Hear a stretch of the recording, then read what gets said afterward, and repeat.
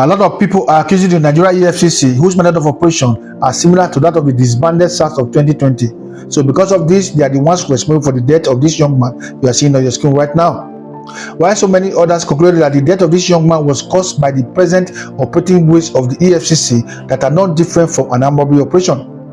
It's just only few that are looking at the cause of death of this young man to be as a result of a guilty conscience.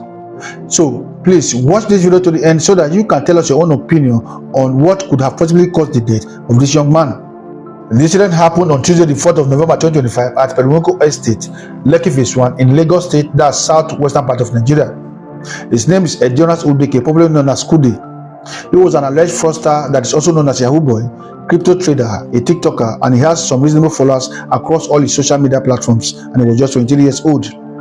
According to the report, on that fateful day, that's on the 4th of November 2025, he was with his friend at one of the apartments at Periwinkle Estate when the operator of the EFCC started their sting operation, and that was at the middle of the night.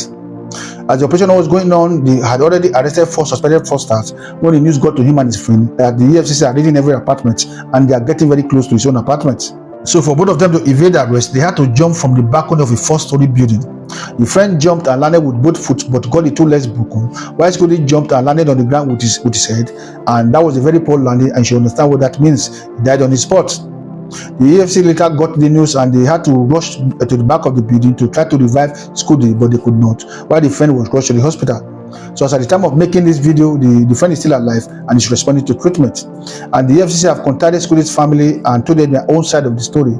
And as at now, it's not clear if Skuddy's family are going to press charges against the EFCC for instigating the move that eventually claimed the life of their son. And EFCC, on the other hand, had put out an official statement saying that they also feel sorry for the death of the young man, but they are not the cause of his death. They also went ahead to say that it's only Skuddy and his friend that knew why they took that suicidal attempt, just because they want to escape an arrest. And this simply tells us that if Skuddy and his friend were clean and they are not guilty of anything, they wouldn't have contemplated escaping, much less of taking that route to escape. These are the points that the EFCC are standing on, and they are not ready to accept any responsibility in that regard, and they are not even ready to entertain more accusation from the public.